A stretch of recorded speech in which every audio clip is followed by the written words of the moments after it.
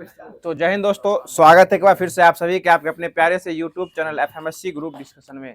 तो दोस्तों, जैसा कि जानते हो कि आरपीएफ एसआई का भी आंसर किया गया है। मतलब ग्रुप में जो सभी साथी जुड़े होंगे उन सभी को पता भी होगा और ग्रुप में लिंक भी दे दिया गया होगा। सभी साथी अपना अपना स्कोर कमेंट कर सकते हैं। और उसके साथ जो आरपीएफ एसआई के बाद जो है आपको टेक्नीशियन का भी जो है वो एग्जाम सिटी भी देना स्टार्ट कर दिया गया। जो भी साथी टेक्नीशियन का मतलब उनका एग्जाम सिटी दे दिया है, बस कुछ ही समय बचा हुआ है। अपने तैयारी को और बेहतर बनाने के लिए हमारी डिस्कशन टीम से जुड़ जाइए। और जुड़ने के साथ साथ जो है यहाँ जो भी होमवर्क दिया जाता है वो सभी कुछ आप लोगों को पढ़ाई होगा और एक तरह से रिवीजन पैक के रूप में चल रहा है। तो रिवीजन जो है वो स्टार्ट किया जाता है। उस रिवीजन का जो होमवर्क दिया जाता है एक बार जो है आप उसको रिवीजन के रूप में देख भी लिया कीजिए और उसके बाद डिस्कशन टीम में भाग लिया कीजिए। कुछ साथी कमेंट ऐसा भी किए कि इसका टाइम क्या है। तो टाइम जो आपको 8 PM में लाइव देखने को मिल रहा होगा और इसका होमवर्क जो आपको एक दिन पहले एफएमएससी का ऑफिशियल टेलीग्राम चैनल बना हुआ है वो और उसी के साथ साथ जो व्हाट्सएप का ग्रुप बना हुआ है उन सारे जगहों पर आपको दे दिया जाता है। अगर आपको ये सारा चीज नहीं पता है तो नीचे डिस्क्रिप्शन में जो इस वीडियो को आप देख रहे हैं उसी के नीचे इस वीडियो का लिंक है, वहां पर जाकर आप ज्वाइन कर सकते हैं। तो हर दिन की भांति जो क्वेश्चन कल लास्ट में पूछा गया था और कल का क्वेश्चन हो जाएगा कि सुप्रीम कोर्ट के नए झंडे और प्रतीक का डिजाइन जो है ना यह किसके द्वारा दिया गया था। मतलब सुप्रीम कोर्ट के नए झंडे और प्रतीक चिन्ह का डिजाइन किसके द्वारा दिया गया था। तो इसका सही जवाब जो हो जाएगा वो NIFT दिल्ली के द्वारा दिया गया था। और इसमें बहुत सारे साथी जवाब दिए हैं, लेकिन जो सबसे तेज जवाब देते हैं उसका नाम जो हमारे डिस्कशन टीम के द्वारा जो है वो लाया जाता है।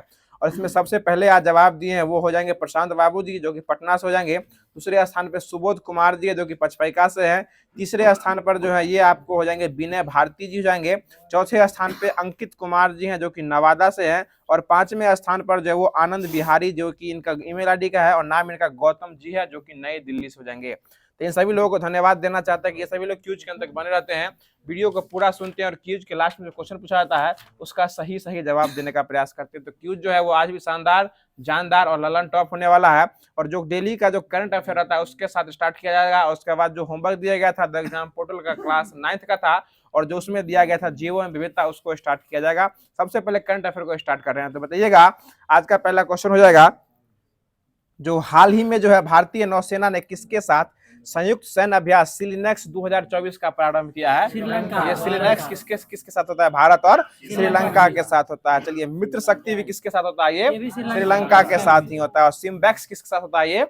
ये सिम्बैक्स सिंगापुर के साथ होता है। SIMBEX Singapore. एक सिनबैक्स होता है, ये कंबोडिया के साथ होता है, भारत और कंबोडिया। सिलिनेक्स श्रीलंका, सिम्बैक्स सिंगापुर और सिनबैक्स हो जाएगा 9 वाला जो हो जाएगा ये भारत और कंबोडिया के बीच होता है। चलिए अगला क्वेश्चन दिएगा, जो एक्था और एक्वेरियन अभ्यास जो है किसके बीच होता है? ये भारत और मालदीव के बीच होता है। चलिए, सूर्य किरण अभ्यास किसके बीच होता है? ये भारत और नेपाल के साथ होता है। बंगो सागर और संप्रीति पूछेगा तो ये बांग्लादेश के साथ जो है वो होता है। बहुत ही अच्छा जवाब। अगला क्वेश्चन बताइएगा, जो 75वें गणतंत्र दिवस परेड जो हुआ इस बार जो है 75वें क्रम का, इसमें सबसे अच्छा झांकी जो है वो किस राज्य को दिया गया? उड़ीसा को दिया गया। और मंत्रालय के रूप में पूछेगा तो ये संस्कृति मंत्रालय को दिया गया। क्रम पूछेगा तो कितने क्रम का हो गया है?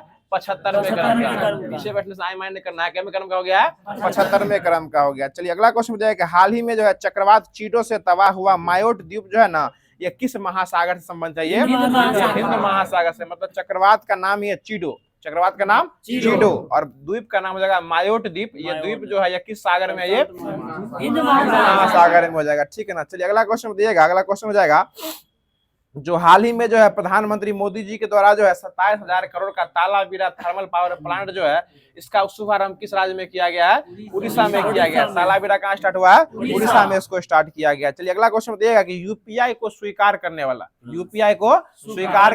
पहला यूरोपीय देश कौन बन गया है? ये फ्रांस बन गया। चलिए आगे क्वेश्चन दिएगा कि फोर्ब्स की दुनिया की रिपोर्ट के हिसाब से जो है सबसे अधिक प्रभावशाली महिलाओं की सूची में जो है ये शामिल किया गया है। इनमें नाम सुन लीजिएगा। पहला नाम हो जाएगा निर्मला सीतारमण का, उसके बाद है आपको रोशनी नादर मल्होत्रा का और तीसरा हो जाएगा किरण मजूमदार। सो इस तीनों को जो है फोर्ब्स के हिसाब से जो है दुनिया के प्रभावशाली महिलाओं की सूची में शामिल किया गया है। इसमें पहला नाम हो जाएगा आपको निर्मला सीतारमण। निर्मला सीतारमण वर्तमान में कौन से मंत्री है? वित्त मंत्री हो जाएंगे। चलिए, और जो है ये रोशनी नादर है ये HCL टेक के भी अध्यक्ष हो जाएंगे और किरण मजूमदार जो है ये वाईकॉम के हो जाएंगे। मतलब इन तीनों को जो है आपको जो सबसे अधिक शक्तिशाली दुनिया के फोर्ब्स की सूची में जो है शक्तिशाली महिलाओं के रूप में जो इनको शामिल जो है वो किया गया है। आगे बताइए क्वेश्चन हो जाएगा कि हाल ही में जो है जो एक समान संहिता विधेयक पास करने वाला पहला राज्य जो है वो कौन बन गया है? उत्तराखंड हो गया। मतलब बिल पेश करके लागू करने वाला उत्तराखंड। और इससे पहले लागू पहले कहाँ हो चुका था? तो गोवा में। और अनुच्छेद की बात कीजिएगा तो 44 अनुच्छेद के तहत लगाया जाता है। बताइएगा हाल ही में जो है ब्याज सम्मान, कौन सम्मान? ब्याज सम्मान 2024 में दिया जाएगा। और केमे क्रम का होगा ये? 34वें क्रम का। केमे क्रम का? 34वें क्रम का। और किसको दिया जाएगा ये सूर्यवाला को इनको दिया जाएगा। इनके लिए चुना गया है ब्याज सम्मान जो है सूर्य बाला को दिया जाएगा 34वें क्रम का। और ये इनका संबंध किस राज्य से है? उत्तर प्रदेश के बनारस से संबंधित हो जाएगा ये बाला, सूर्य बाला। और इनको कौन सा पुरस्कार दिया जाएगा? ब्याज सम्मान। इससे पहले दिया गया था 33वें क्रम का, वो किनको दिया गया था? पुष्पा भारती को दिया गया था। किसको दिया गया था? पुष्पा भारती को। यादें यादें और तेरी यादें उपन्यास के लिए दिया गया था, पुष्पा भारती को दिया गया था। और इस बार जो दिया जाएगा ये 34वें क्रम का दिया जाएगा। और किसको दिया जाएगा? सूर्य बाला को दिया जाएगा। चलिए अगला क्वेश्चन बताइएगा कि पहला दादा साहब फाल्के पुरस्कार किसको दिया गया था?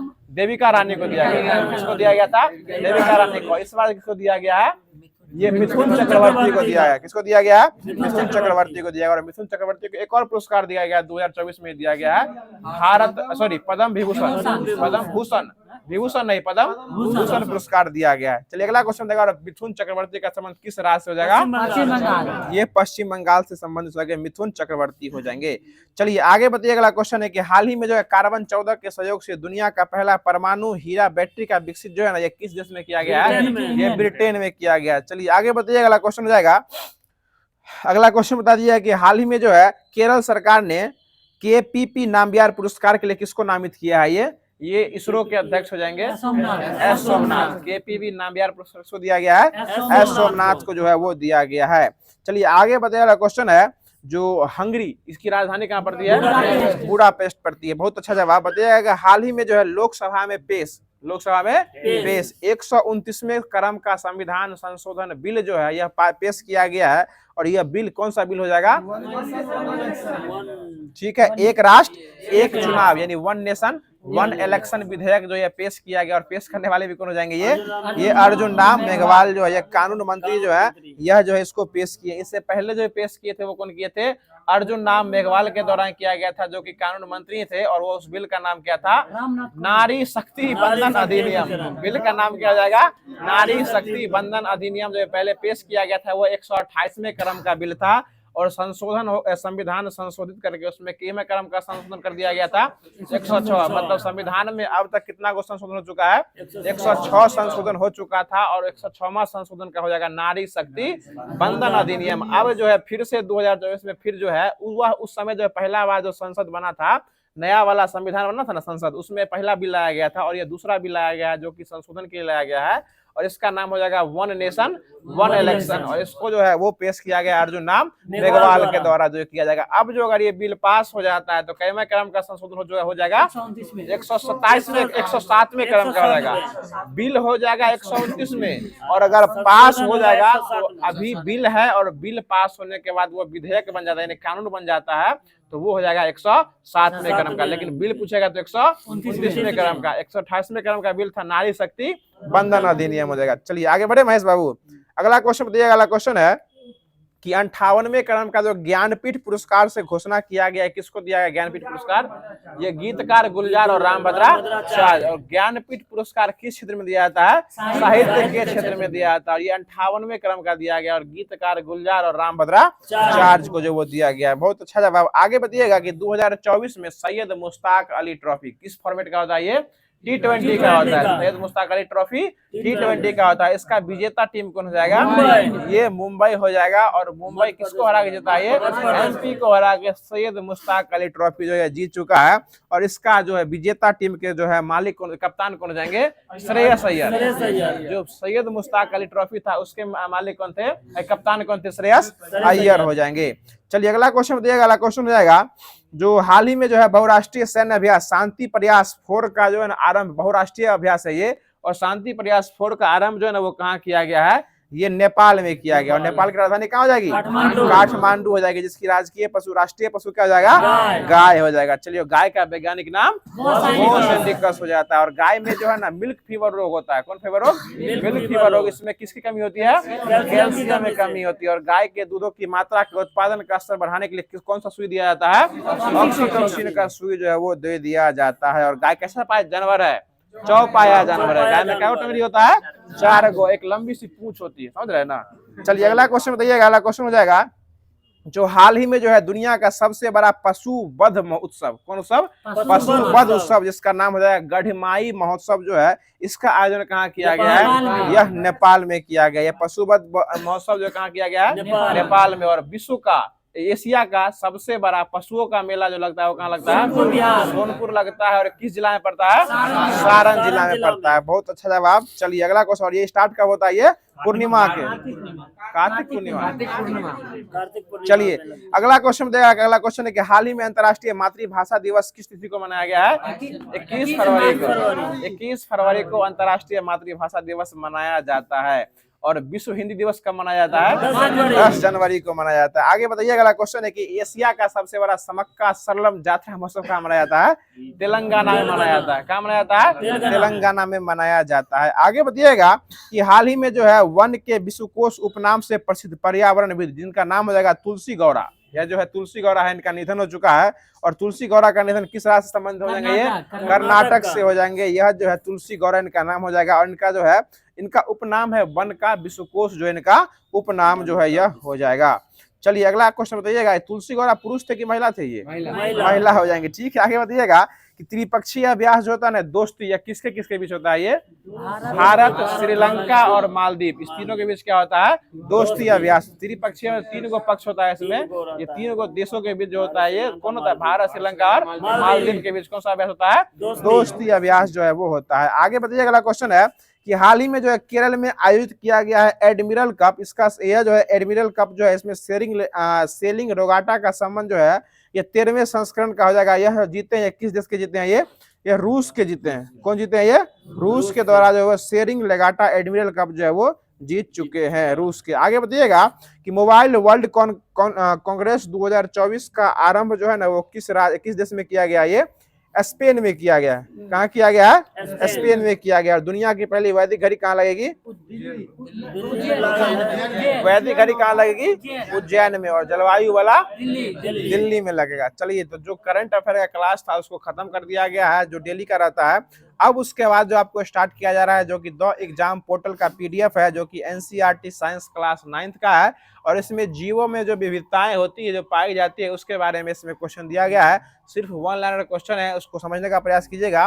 बहुत ही अटपटा सा चैप्टर होता है ये। इसमें कुछ ऐसा नाम होता है जो कि आपको बार बार कंफ्यूजन भी करता है, लेकिन इसको आप बार बार समझिएगा और बुक के माध्यम से पढ़िएगा तो आपको जो है कंफ्यूजन क्लियर होने वाला है। तो बताइएगा। अगला क्वेश्चन हो जाएगा, किस वर्ग में लीवर फ्लुक्का जैसे परजीवी पाए जाते हैं? तो प्लेटी हेलमंथीज में। देखिए, नाम भी हमको बोलने में उल्टा पुल्टा हो सकता है, लेकिन आप समझ जाइएगा। प्लेटी हेलमंथीज में जो है लीवर फ्लुक्का जैसे परजीवी जो है वो पाए जाते हैं।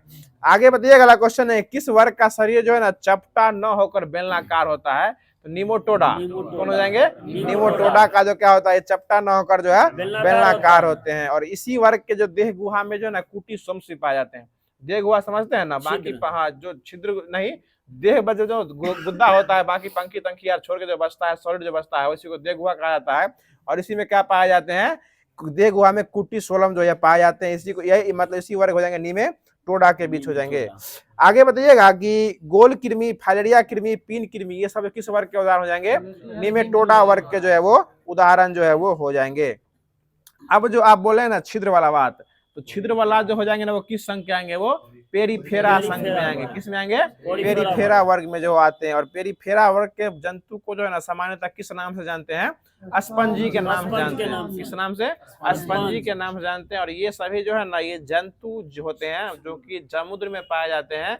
और ये सभी जो है ना अचल जंतु होते हैं। कैसे होते हैं? अचल होते हैं। ये सभी जो है वो चल फिर जो है वो नहीं कर सकते, एक जगह फिक्स हो गए तो वहीं पे फिक्स रहते हैं। इसके देह में बहुत सारे छिद्र होते हैं। उसी छिद्र के माध्यम से यह हवा, पानी घुसता है, पानी में घुले हुए ऑक्सीजन से वो सांस लेते हैं। और पानी के माध्यम से जो भी उसमें जो कीड़ा मकोड़ा फंसता है उसी को वो खा के क्लियर कर देते हैं। मतलब जो है पेरीफेरा जो है वो कैसे होते हैं? अचल होते हैं और कोई दिक्कत। आगे बढ़े, चलिए अगला क्वेश्चन बताइएगा। जो बताइएगा कि पेरीफेरा इनमें से कौन सा जो है ना संघ पेरीफेरा का उदाहरण नहीं है? तो प्लेनेरिया जो है पेरीफेरा संघ का उदाहरण नहीं हो जाएगा। ऑप्शन से लिए हुए इसमें बताइएगा। अगला क्वेश्चन है कि कौन सा वर्ग जो है ना जलीय जंतु होता है जिसका शारीरिक संगठन जो है ना वो उत्तक स्तर का होता है? तो सिलेंट्रेटा। देखिए याद रखिए, पेरीफेरा में जो है ना वो आपको उत्तक नहीं पाया जाता है, उसमें जो है ना कोशिका पाया जाता है। पेरीफेरा में क्या पाया जाता है? कोशिका पाया जाता है, यह उत्तक विहीन होता है। बाकी आगे बढ़िएगा ना तो बाकी सब में उत्तक जो है वो पाया जाता है। तो सिलिंट्रेटा भी जो है एक प्रकार का समुद्री जीव हो जाएगा, मतलब वर्ग हो जाता है इसमें। और सिलिंट्रेटा में ही जो है ना आपको जो है इसका संगठन शरीर का कैसा होता है? उत्तक के स्तर का जो है वो होता है। चलिए आगे बताइए, क्वेश्चन हो जाएगा। जो कोरल जो है ना, कोरल यह किस समूह का हो जाएगा? ये सिलेंट्रेटा का हो जाएगा। कोरल किसका हो जाएगा? सिलेंट्रेटा का हो जाएगा। हाइड्रा भी किस वर्ग का हो जाएगा? ये सिलेंट्रेटा का होगा। हाइड्रा किसका होगा? सिलेंट्रेटा का। और हाइड्रा में जो है ना प्रजनन होता है। कैसा प्रजनन होता है? पहले तो प्रजनन की बात कीजिएगा तो प्रजनन की विधि में आइएगा। लैंगिक और अलैंगिक में कैसा प्रजनन होता है? अलैंगिक प्रजनन होता है। हाइड्रा में अलैंगिक प्रजनन होता है। और हाइड्रा ही एक प्रकार का ऐसा जीव है जिसमें मुकुलन के साथ साथ जो है पुनरुत्थान भी होता है। क्या होता है? मुकुलन के साथ साथ पुनरुत्थान यानी पुनर्जनन होता है। और हाइड्रा के अलावा एक और जीव है जिसको प्लेनेरिया भी कहा जाता है। क्या कहा जाता है? प्लेनेरिया भी कहा जाता है। और प्लेनेरिया जो है ना इसमें क्या होता है? पुनरुत्थान होता है। क्या होता है? पुनरुत्थान बोले या पुनर्जनन, उसी को जो है वो पुनर्जन्म नहीं पुनर्जनन बोल सकते हैं। पुनर्जन्म मतलब मनुष्य में जाएगा, एक बार जो मर गया फिर उसका जन्म होता है। और पुनर्जन्म होता था कर्ण अर्जुन का, समझ रहे हैं ना। चलिए अगला क्वेश्चन बताइएगा। जो फर्न और हॉर्सटेल जो है ना, या किस वर्ग के उदाहरण हो जाएंगे? ये टेरिडोफाइटा के हो जाएंगे। फर्न और हॉर्सटेल टेरिडोफाइटा के उदाहरण हो जाएंगे।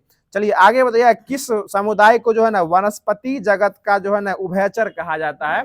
ब्रायोफाइटा। किस वर्ग को? ब्रायोफाइटा को वनस्पति जगत का उभयचर कहा गया। इसमें संवहनी उत्तक जो है वो नहीं पाया जाता है। ब्रायोफाइटा में संवहनी उत्तक जो है वो नहीं पाया जाता है, मतलब इसमें जाइलम और फ्लोएम का कोई ऑप्शन जो है वो नहीं होता है। जाइलम और फ्लोएम कैसा उत्तक है? संवहनी उत्तक है। उसके साथ साथ जटिल भी होता है। संवहनी जटिल उत्तक है और ब्रायोफाइटा में संवहनी उत्तक नहीं पाया जाता है। पूछता है कि इनमें से कौन में संवहनी उत्तक नहीं पाया जाता? तो ये ब्रायोफाइटा, जो कि वनस्पति जगत का क्या होता है? उभयचर होता है। उभयचर समझते हैं ना, जो जल और स्थल दोनों में पाया जाता है। आगे बताइए, अगला क्वेश्चन है। जो भ्रूण जो है ना, भ्रूण यह किस में मिलता है? ये बीज में मिलता है। किसमें मिलता है? बीज में मिलता है। आगे आपको जो डिटेल्स होगा जिसमें जिम्नोस्पर्म, एंजियोस्पर्म, जिसको आवर्त बीजी और नग्न बीजी भी कहा जाता है। तो भ्रूण किसमें मिलता है? बीज में मिलता है। आगे बताइएगा कि किस वर्ग के पौधे के बीज जो है ना या फलों के अंदर ढके रहते हैं?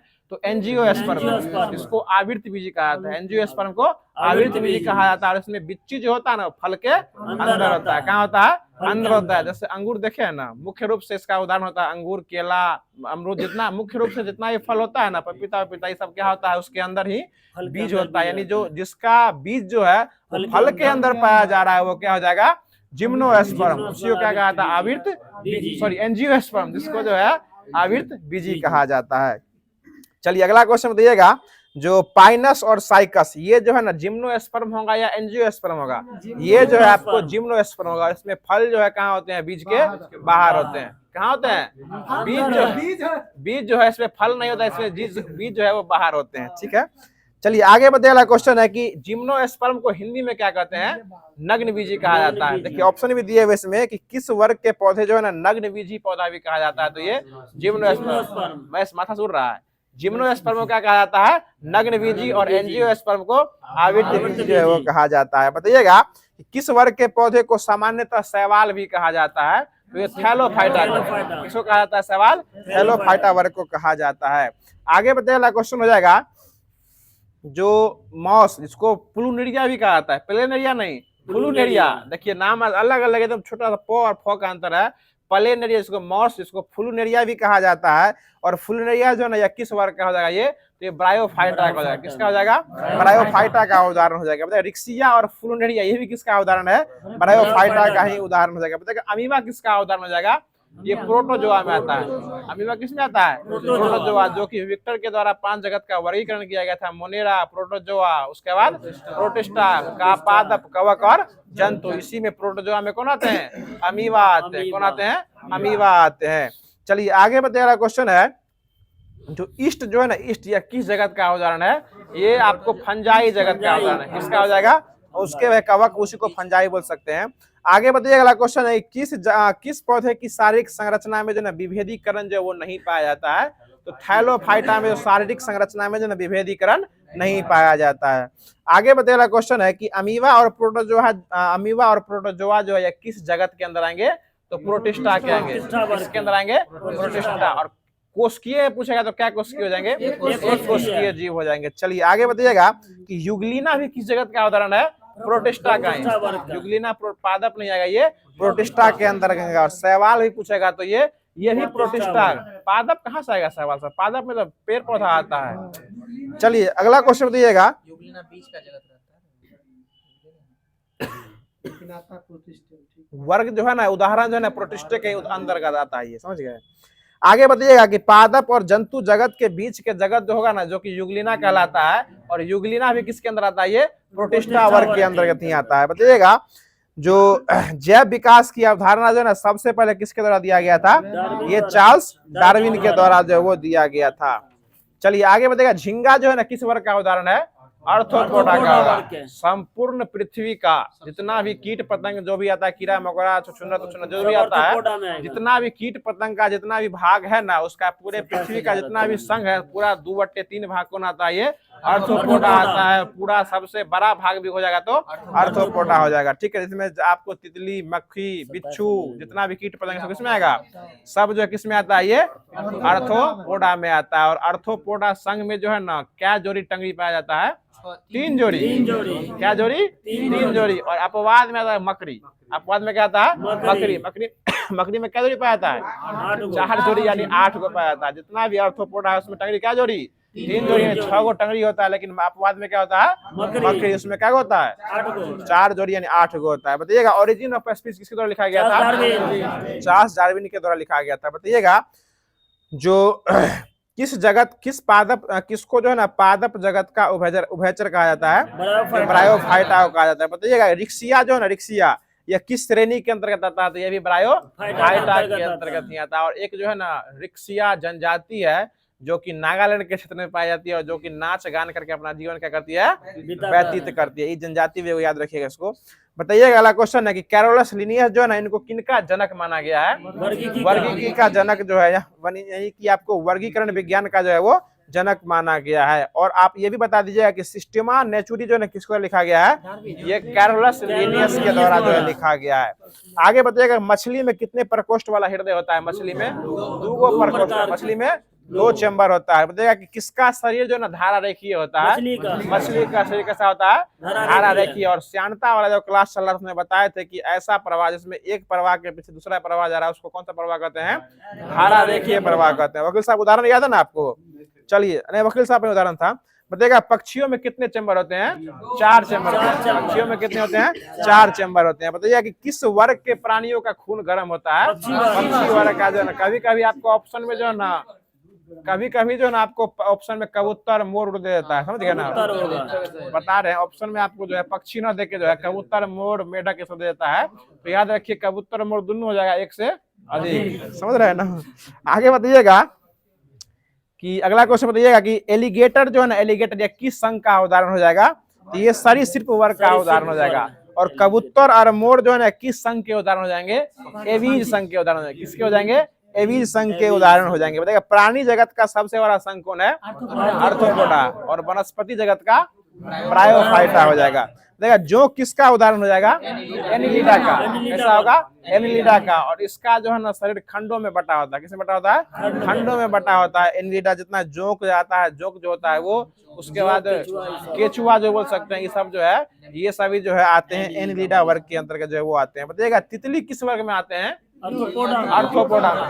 तितली अर्थोपोडा में आएंगे। बताइएगा झींगा किस में आएंगे? अर्थोपोडा में आएंगे। बिच्छू और केकड़ा किस में आएंगे? अर्थोपोडा में। बताइएगा सीप जो है, सीप मोलास्का में आएगा। सीप किस में आएगा? मोलास्का में आएगा। घोंगा किस में? मोलास्का में आएगा। ठीक है, बताइएगा जो जेली फिश जो है ना किस वर्ग का उदाहरण हो जाएगा? ये सिलेंट्रेट्रा में आएगा। जेली फिश किस में आएगा? सिलेंट्रेट्रा में आएगा। और स्टार फिश किस में आएगा? इकाइनोडर्मेटा में आएगा।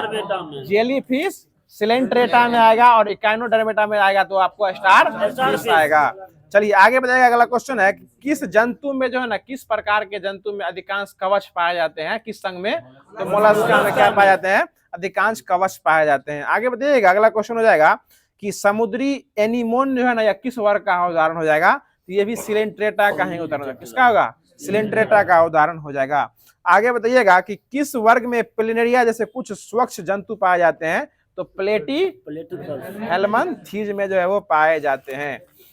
चलिए अगला क्वेश्चन बताइएगा कि यही प्लेंटी हेलमंथीज को जो है ना चपटे कृमि भी कहा जाता है, क्योंकि इसका जो आकार होता है ना, कैसा होता है? चपटा होता है। कैसा होता है? चपटा होता है। इसका शरीर पृष्ठधारी होता है, इसको चपटा कृमि भी कहा जाता है, क्योंकि इसका आकार जो है वो चपटे का चपटा होता है। अब जो है, जो कि एनसीईआरटी का कुछ था इधर उधर वाला फैक्ट, उसको उधर उधर कर दिया गया है। अब स्टार्ट किया जा रहा है, जो कि आपको लूसेंट हो जाएगा। इसमें पहले भूगोल है, वैसा उधर दिया गया है, भूगोल स्टार्ट करेंगे, उसके बाद फिर आपको फिजिक्स है, फिर केमिस्ट्री है, फिर बायोलॉजी मिलेगा। उसके लास्ट में खेलकूद के साथ साथ आपको जो है लास्ट में जो है आपको करंट अफेयर देखने को मिलेगा। बने रहिएगा। बताइएगा, अगला क्वेश्चन हो जाएगा, जो कावेरी जो है ना, इसकी लंबाई कितनी किलोमीटर में हो जाएगी? ये 800 किलोमीटर है। कितना होगी? 800। लगता है मैं सब लाइनें से याद करके आए हैं। पहले ऑप्शन में गोदावरी दिए हुए, गोदावरी का लंबाई कितना होता है? 1465 होता है, और कावेरी कितना होता है? 800 किलोमीटर। इसलिए हम समझ सकते हैं ना कि हर पग वहां फूक के रखा जाता है जहां पे पहले से कांटे बिछाए रहते हैं, और वो लोग वहां पे बेधड़क चलते जहां पे जिसको पता रहता है कि यहाँ पे कुछ नहीं होने वाला है और खतरा वहीं से निकलता है। तो वही बात है, कावेरी की लंबाई कितनी हो जाएगी? 800 किलोमीटर, और गोदावरी कितनी हो जाएगी? 1465 किलोमीटर हो जाएगी। बताइएगा, दक्षिण की गंगा किसे कहा जाता है? ये आप दक्षिण की गंगा जो है ये कावेरी, बीर्द गंगा या दक्षिण गंगा जो है ना, ये गोदावरी कहा जाता है। ठीक है ना। चलिए अगला क्वेश्चन बताइएगा, और दक्षिण भारत की गंगा पूछेगा तो कावेरी, दक्षिण की गंगा तो गोदावरी, दक्षिण भारत, सुन लीजिए ना, दक्षिण की गंगा बोलिए या बीर्द गंगा बोलिए, दोनों गोदावरी होगा, और दक्षिण भारत की गंगा हो जाएगा ना, तब हो जाएगा आपको कावेरी। भारत वाला में क्या लगेगा? कावेरी लगेगा। चलिए आगे बताइए, अगला क्वेश्चन है, अगला क्वेश्चन बता दीजिएगा, जो बताइएगा, अगला क्वेश्चन है कि धौली और विष्णु गंगा का संगम जो है ना, वो कौन सा प्रयाग कहलाता है? विष्णु प्रयाग। इसको याद रखिए, लास्ट वाला, समझ गए ना? धौली और विष्णु गंगा का संगम विष्णु प्रयाग हो जाएगा। अलकनंदा और पिंडार का संगम कर्ण प्रयाग, क्योंकि कर्ण के द्वारा ही जो ना पिंड दान दिया गया था, इसलिए इसको याद रख सकते हैं कर्ण प्रयाग। यानी आपको जो है अलकनंदा और पिंडार का संगम कर्ण प्रयाग हो जाएगा, और अलकनंदा और मंदाकिनी का संगम हो जाएगा तो रुद्र प्रयाग हो जाएगा, और अलकनंदा और भागीरथी का संगम देव प्रयाग हो जाएगा। चलिए आगे बताइएगा, अगला क्वेश्चन हो जाएगा कि गंगा का नाम जो है ना, गंगा नदी का नाम, गंगा जो है ना, यह कहाँ पड़ता है? ये देव प्रयाग में पड़ता है। कहाँ पड़ता है? देव प्रयाग में। इसका नाम क्या पड़ता है? गंगा पड़ जाता है। जहाँ वह किस किस से मिलती है? देव प्रयाग में भागीरथी और अलकनंदा से, भागीरथी और अलकनंदा से मिलती है। आगे बताइए, गंगा नदी को जो है ना बांग्लादेश में किस नाम से जानते हैं? ये पद्मा के नाम से जाना जाता है। ठीक है। और ब्रह्मपुत्र को बांग्लादेश में जमुना, यमुना नहीं जमुना, जमुना नाम जैसे जानती है। और पवना, और जो है ना, अगला क्वेश्चन बताइएगा, जो मेघना की सहायक जो है ना, वो कौन सी नदी हो जाएगी? बराक नदी, बराक नदी हो जाएगी। कौन नदी हो जाएगी? बराक नदी हो जाएगी। बताइए अगला क्वेश्चन हो जाएगा, जो ब्रह्मपुत्र नदी को जो है ना तिब्बत में किस नाम से जानते हैं? सांगपो के नाम से जाना जाता है। ठीक है। किस नदी से? सांगपो से। और अरुणाचल प्रदेश में इसको दिहांग के नाम से जानते हैं। ठीक है। और असम में किस नाम से जानते हैं? ब्रह्मपुत्र के नाम से जानते हैं। तिब्बत ब्रह्मपुत्र नदी को जो है आपको असम में ब्रह्मपुत्र नदी के नाम से जानते हैं, तिब्बत में इसको सांगपो के नाम से जानता है। और रांगपो रेलवे स्टेशन कहाँ पड़ता है? सिक्किम में। देखिए, वो सांगपो है, वो रांगपो है। सांगपो, हाँ सांगपो हो जाएगा तो इसको नाम से जाना जाता है, जो कि तिब्बत में ब्रह्मपुत्र नदी को जाना जाता है। और इसी तिब्बत ब्रह्मपुत्र नदी को जो है अरुणाचल प्रदेश में किस नाम जानते हैं? ये आपको दिहांग से जाना जाता है, और असम में इसको ब्रह्मपुत्र ही कहा जाता है। चलिए आगे बता दीजिए, क्वेश्चन हो जाएगा, जो राजस्थान की एकमात्र ऐसी कौन सी नदी है जो सालों भर बहती रहती है? चंबल नदी। सही जवाब। चंबल नदी जो है क्या हो जाएगी? राजस्थान में जो कैसी होती है? ये सालों भर जो यह बहती रहती है। और एक और नदी हो जाएगी जिसको बनास नदी भी कहा गया है। यही एकमात्र ऐसी नदी है जो कि पूरे राजस्थान का क्या करती है? चक्कर लगाती है। और बनास मतलब क्या होता है? वन की आस, रक्षा नहीं करना, वनों की आस। वही हमारी वन से उसी को फर्टिलाइजेशन मिलता है। आगे बताइएगा, सिंधु नदी जो है ना भारत में लद्दाख के किस जिले से होकर बहती है? लेह जिले से बहती है। किस जिले से बहती है? लेह जिले से। और लद्दाख में कितने जिले हो गए अब? 7 को। पहले कितने थे? 2। कौन कौन जिले थे पहले? लेह और लद्दाख नहीं, लेह और कारगिल। लद्दाख तो यूटी है ना, उसमें आपको उसको जिला काहे बना रहे हैं? लेह और कारगिल हो जाएगा। बाकी 5 को जिला जो फिर से ऐड किया गया था। तो सिंधु नदी जो है लद्दाख में किस जिले से बहती है? लेह जिले से बहती है। और यही जो है भारत और सिंधु जल विवाद समझौता जो हुआ था, किसके बीच हुआ था? पाकिस्तान के बीच हुआ था। और किसके बीच, कब हुआ था ये? 1960 में हुआ था। 1960 में हुआ था।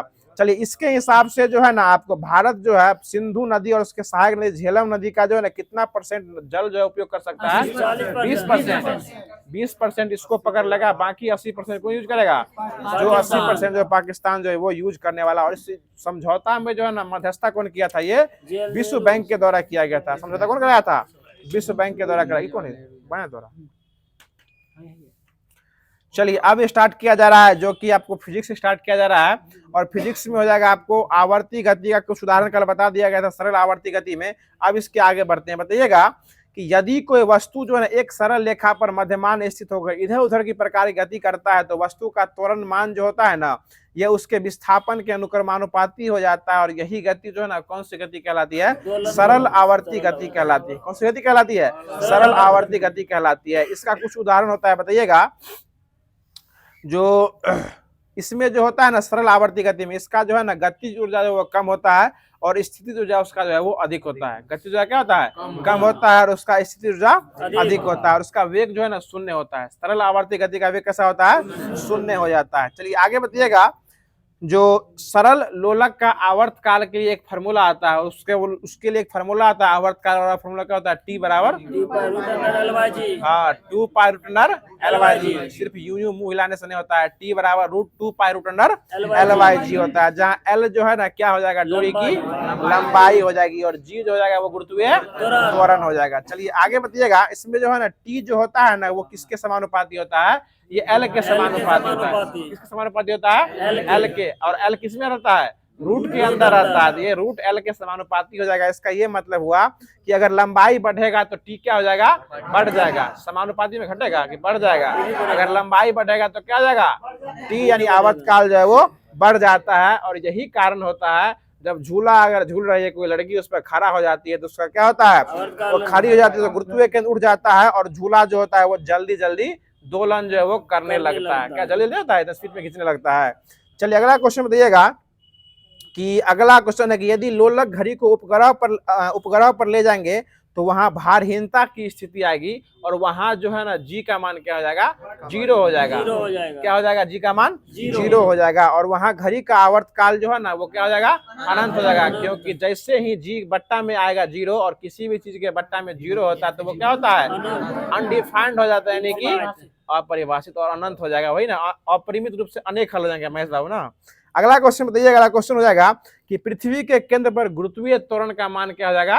0 होता है। पृथ्वी के केंद्र पर क्या होता है? 0 हो जाता है। आगे बताइएगा कि गर्मियों में लोलक की लंबाई बढ़ जाती है तो उसका आवर्तकाल भी क्या होता है? बढ़ जाता है। सर समानुपाती होता है, घटने कोई बात ही नहीं है। जैसे ही उसकी लंबाई बढ़ेगी उसका आवर्तकाल क्या होता है? बढ़ जाता है। और जैसे उसका लंबाई बढ़ता है उसका क्या होता है? मुरझा जाता है। मतलब उसकी जो चाल क्या होती है? सुस्त हो जाती है। यानी होता है कि यही पूछता है कि किस महीने में जो है वो उसकी घड़ी की लोलक की लंबाई सुस्त हो जाती है? तो गर्मी के महीने में। और स्पीड कब हो जाती है? ठंडा के महीने में बढ़ जाती है। चलिए आगे बताइएगा। अगला क्वेश्चन बताइएगा कि तरंग है, तरंग को जो है ना मुख्य रूप से कितने भागों में बांटा गया है? 2 भागों में बांटा गया। यांत्रिक तरंग और अयांत्रिक तरंग हो जाएगा। यानी मैकेनिकल वेव और नॉन मैकेनिकल वेव हो जाएगा। बताइए अगला क्वेश्चन है कि वे तरंगे जो किसी पदार्थ माध्यम, पदार्थिक माध्यम मतलब वह ठोस, द्रव और गैस, इस माध्यम से अगर जो है संचरित होती है तो वो कौन सी तरंग कहलाएगी? यांत्रिक तरंग जो है वो कहलाती है। और यांत्रिक तरंग को कितने भागों में बांटा गया है? 2 भागों में बांटा गया है। अनुदैर्घ्य और अनुप्रस्थ तरंग में बांटा गया है। चलिए आगे बताइएगा। जब तरंग की गति की दिशा जो होती है ना वह माध्यम के करने की दिशा में अनुदिश होती है, उसी के समांतर होती है, तो इस तरंग को कौन सा तरंग कहते हैं? अनुदैर्घ्य तरंग कहते हैं। कौन तरंग कहते हैं? अनुदैर्घ्य तरंग। और इसका सीधा उदाहरण होता है ध्वनि। ध्वनि कौन सी तरंग होती है? अनुदैर्घ्य तरंग होती है। और अनुदैर्घ्य तरंगों में जो है ना कौन सी घटना नहीं होती है? ध्रुवण की घटना जो है वो नहीं होती है। ध्रुवण की घटना किसमें होती है? अनुप्रस्थ तरंग में होती है। और प्रकाश कैसा तरंग होता है? अनुप्रस्थ तरंग होता है। इसलिए प्रकाश में ध्रुवण की घटना जो है वो होती है, प्रकाश का फैलाव जो होता है। आगे बताइएगा, अगला क्वेश्चन है कि जब तरंग की दिशा जो होते हैं ना माध्यम के कणों के अनुदिश न होकर लंबवत हो जाती है, कैसी होती है? लंबवत। याद रखिए, या तो प्रकाश के कण की गति की दिशा अनुदैर्घ्य होगी, क्या कहते हैं, अनुदिश होगी, या समांतर होगी। अनुदिश होगी या उसी के समांतर होगी तो वो अनुदैर्घ्य तरंग होगा, और समांतर या अनुदिश न होकर उसके लंबवत हो जाएगी तो वो कैसी तरंग हो जाएगी? अनुप्रस्थ तरंग हो जाएगी। और इसका सीधा उदाहरण हो जाएगा प्रकाश, जो कि कैसा तरंग है? अनुप्रस्थ तरंग जो है यह हो जाएगा। आगे बताइएगा, अगला क्वेश्चन है, और यांत्रिक तरंग को ही एक और अन्य नाम से जानते हैं, और वो तरंग का क्या हो जाएगा? विद्युत चुंबकीय तरंग। और यांत्रिक तरंग का नाम क्या हो जाएगा? विद्युत चुंबकीय तरंग जो है यह हो जाएगा। चलिए अगला क्वेश्चन बताइएगा कि सभी विद्युत चुंबकीय तरंग जो है ना एक वेग से ही चलती है, इस जो कि प्रकाश के वेग के बराबर होती है। जितना भी विद्युत चुंबकीय तरंग है वो किसके वेग के बराबर होती है? प्रकाश के वेग के बराबर होती है। आगे बताइएगा कि सभी विद्युत चुंबकीय तरंग जो होती है ना किसकी बनी होती है? फोटोन की बनी होती है। किसकी बनी होती है? फोटोन के रूप में बनी होती है। आगे बताइएगा कि विद्युत चुंबकीय तरंगों का जो है ना तरंग दैर्ध्य परिसर जो है ना वो कितना से लेकर कितना मीटर के बीच होता है? तो ये 10 के पावर -14 मीटर से लेकर 10 के पावर 4 मीटर तक होता है। जितना भी अयांत्रिक तरंग बोलिए या विद्युत चुंबकीय तरंग बोलिए, इस सब का रेंज -14 से लेकर 10 के पावर 4 के बीच होती है। इसी में आपको कभी कभी पूछता है एक्स तरंग का तरंग दैर्ध्य कितना होगा, गामा का कितना होता है, परावैगनी का कितना होता है, इसे पूछ देता है। जितना भी तरंग होगा ना, जितना भी विद्युत चुंबकीय तरंग है, ये सभी जो आपको -14 मीटर से लेके 10 के पावर 4 मीटर के बीच ही हो जाएगा। आगे इसका दिया भी होगा, जो गामा किरण का तरंग दैर्ध्य -14 से -10 होता है, एक्स किरण का -10 से -8 होता है, परावैगनी का -8 से -7 तक होता है। मतलब ऐसा ही आपको आगे दिया भी है। अगला क्वेश्चन बताइएगा, जो विद्युत चुंबकीय तरंग जो होती है ना, यह आपको इस पे कौन सा आवेश रहता है? यह उदासीन होती है। कैसी होती है? उदासीन जो है यह होती है। और यह अनुप्रस्थ होती है, और यह प्रकाश के वेग के समान जो है वो गमन करती है। आगे बताइएगा कि इसके पास जो है ना ऊर्जा और संवेग भी होता है। किसके पास? विद्युत चुंबकीय तरंग के पास क्या होता है? ऊर्जा और संवेग भी होता है। और इसकी अवधारणा जो है ना, विद्युत चुंबकीय तरंग की अवधारणा जो है किसके द्वारा दिया गया था? ये मैक्सवेल के द्वारा दिया गया था। किसके द्वारा? मैक्सवेल के द्वारा जो है वो दिया गया था। आगे बताइएगा, क्वेश्चन है, जो तरंग गति, और तरंग गति को अंग्रेजी में कहा जाता है वेव मोशन। बताइएगा कि विक्षोभ के कारण तरंग के आगे बढ़ने की प्रक्रिया को क्या कहा जाता है? तरंग गति कहा जाता है। बताइएगा कि आवर्त गति में कंपन करते हुए किसी कण की किसी क्षण पर स्थिति और गति जिस दिशा में अनुदिश होती है उसी को कंपन की कला कहते हैं। बताइएगा कैथोड किरण जो है यह आपको विद्युत चुंबकीय तरंग है कि नहीं है? ये नहीं है। कैथोड किरण नहीं हो जाएगा। बीटा किरण है कि नहीं? बीटा भी नहीं है। बीटा भी नहीं हो जाएगा। बताइएगा एक्स किरण है कि नहीं है? एक्स किरण है। गामा किरण भी है, परावैगनी किरण भी है। क्या है? क्या हम बोल रहे हैं? ये विद्युत चुंबकीय तरंग है। और जो हम बोल रहे हैं अभी जो बोलेंगे वो नहीं, जैसे अल्फा बीटा जो है ये सब विद्युत चुंबकीय तरंग नहीं है। अल्फा बीटा नहीं है लेकिन गामा है। समझ रहे हैं ना? अल्फा बीटा नहीं लेकिन गामा है। पूछेगा कि इनमें से कौन सा विद्युत चुंबकीय तरंग नहीं है? अल्फा भी नहीं है, बीटा भी नहीं है, लेकिन गामा है। अल्फा पे कौन सा आवेश रहता है?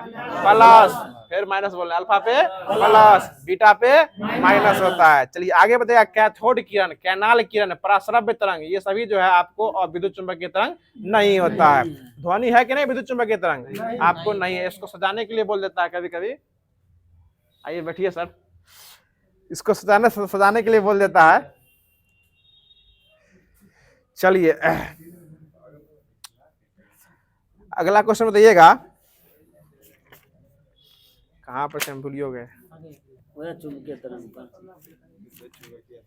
हल्का में लीजिए, 9-10 में इस बार हुआ है, साइंस सब्जेक्ट है। अगला क्वेश्चन बताइएगा,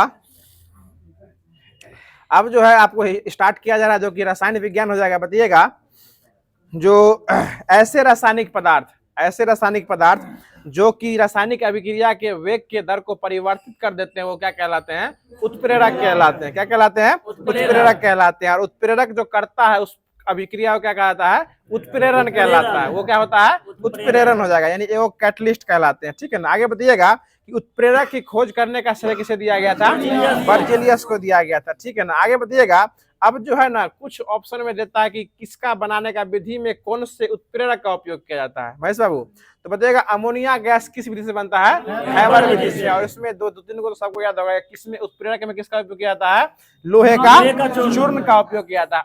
उससे अमोनिया का सूत्र क्या होता है, NH3। और अमोनिया किस विधि से बनता है, हैबर विधि से। किस विधि से, हैबर विधि से। और अमोनिया जो हैबर विधि से बनाया जाता है इसमें उत्प्रेरक किसका उपयोग किया जाता है, लोहे के चूर्ण का उपयोग किया जाता है। लोहा का संकेत क्या होता है, Fe होता है। और चलिए आगे बताइएगा कि वनस्पति तेल से कृत्रिम घी बनाना, इसमें किस उत्प्रेरक का उपयोग किया जाता है, ये आपको निकेल का उपयोग किया जाता है। किसका, निकेल का उपयोग किया जाता है। और गैस पूछेगा तो उसमें हाइड्रोजन गैस जो है उपयोग किया जाता है। बताइएगा सल्फ्यूरिक अम्ल जो बनाया जाता है ये किस विधि से बनता है, ये संपर्क विधि से बनता है। उसमें कौन सा चूर्ण लगता है, प्लेटिनम चूर्ण। संपर्क विधि वाला में प्लेटिनम चूर्ण। और संपर्क विधि से कौन सा अम्ल बनता है, सल्फ्यूरिक अम्ल बनता है। और सल्फ्यूरिक अम्ल का सूत्र क्या होता है, H2SO4। इसी को गंधक अम्ल या अम्लों का राजा भी कहा जाता है। और प्रयोगशाला में उत्पन्न किया गया सबसे पहला भी अम्ल कौन हो जाएगा, यही H2SO4 ही हो जाएगा। इसका उपयोग कार के बैटरी में भी किया जाता है। और कार के बैटरी से अगर डिस्चार्ज हो जाता है तो कहाँ होता है, साफ सफाई बाथरूम में उपयोग किया जाता है। अगला क्वेश्चन बताइएगा कि अल्कोहल से जो इथर बनाया जाता है इसमें किसका उपयोग किया जाता है, उत्प्रेरक में गरम एल्युमिना का उपयोग किया जाता है। और क्लोरीन गैस जो बनाया जाता है इसमें किस विधि का उपयोग किया जाता है, डिक्कन विधि का उपयोग जो वो किया जाता है। और इसमें उत्प्रेरक किसका उपयोग किया जाता है, क्यूप्रिक क्लोराइड का।